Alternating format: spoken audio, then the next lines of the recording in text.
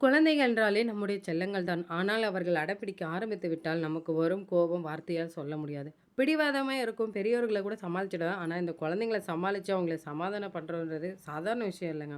உங்க வீட்டு பிள்ளைங்க ரொம்ப அடம் பிடிக்கிறாங்களா? கவலைய விடுங்க. அவர்கள ஈஸியா எப்படி சமாதானம் செய்யலாம் அப்படின்றத இந்த வீடியோல ட்ரிக்ஸா சொல்லியிருக்கேன். முதலாவதா பார்த்தீங்கன்னா, அதிக பேச வேண்டாம். குறும்புக்கார குழந்தைங்க கிட்ட நெறைய பேசுறது வந்து வீண். மாறாக நீங்க எவ்வளோக்கு எவ்வளோ அமைதியா இருக்கீங்களோ, அவ்வளோக்கு அவ்வளோ அந்த இடத்துல வந்து வாக்குவாதம் நடைபெறாது. எத்தனையோ பெற்றோர்கள் வந்து தங்கள் பிள்ளைகள் எத கேட்டாலும் வந்து வாங்கி குடுத்துடுறாங்க.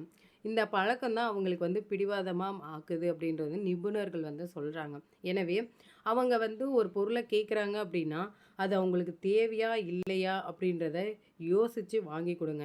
இதனால வந்து குழந்தைகள் வந்து புரிந்து கொள்ளும் போக்க வந்து வளர்த்துப்பாங்க. 2வதா பார்த்தீங்கன்னா, கோபப்பட வேண்டாம். குழந்தைங்க வந்து எப்பவுமே அன்ப மட்டும் தான் விரும்புவாங்க. எனவே உங்க வீட்டு பிரச்சனை, உங்க வேலை பிரச்சனை இதையெல்லாம் வந்து குழந்தைங்க மேல காட்டாதீங்க.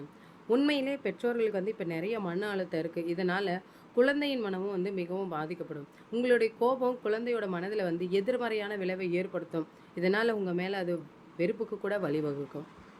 3வதா பார்த்தீங்கன்னா, அடிக்க வேண்டாம்.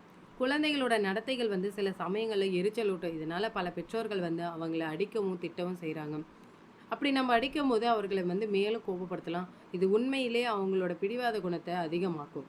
எனவே நீங்க பொறுமையாக இருக்க முயற்சி செய்யுங்க. பின் அவங்களுக்கு வந்து மெதுவா அந்த விஷயத்த பத்தி விளக்குங்க.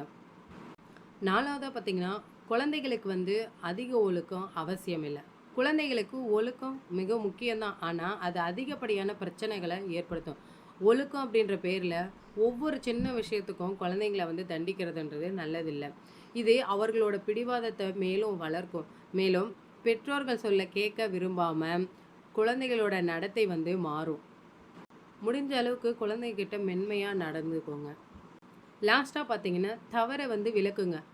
குழந்தைகளுக்கு வந்து எது சரி, எது தப்பு அப்படின்றதுல புரிதல் வந்து குறைவாக இருக்கும்.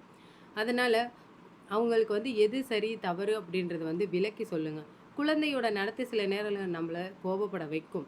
குறிப்பா நம்ம தெரியாம அவங்க ஏதாவது தப்பு செஞ்சுட்டாங்க அப்படின்னா, அத திருத்திக்கோங்கன்னு சொல்றதுக்கு பதிலா நம்ம சிரிச்சுட்டோம் அப்படின்னா, அப்ப அது வந்து சரிதான் அப்படின்ற உணர்வு அவங்களுக்குள்ள வந்துடும்.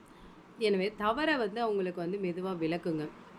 இதனால குழந்தைங்க வந்து ஏதாவது ஒரு விஷயத்த செஞ்சுட்டாங்க அப்படின்னா, "அம்மா இது சரியா? இல்ல இது தப்பா?" அப்படின்னு வந்து உங்ககிட்ட வந்து கேட்பாங்க. இந்த ட்ரிக்ஸ் வந்து உங்களுக்கு யூஸ்ஃபுல்லா இருந்துச்சா அப்படின்னு சொல்லிட்டு கமெண்ட் பண்ணுங்க. இந்த வீடியோ உங்களுக்கு பிடிச்சிருந்துச்சு அப்படின்னா லைக் பண்ணுங்க, ஷேர் பண்ணுங்க. மறக்காம நம்ம சேனல சப்ஸ்கிரைப் பண்ணிடுங்க. பாய். Thank you.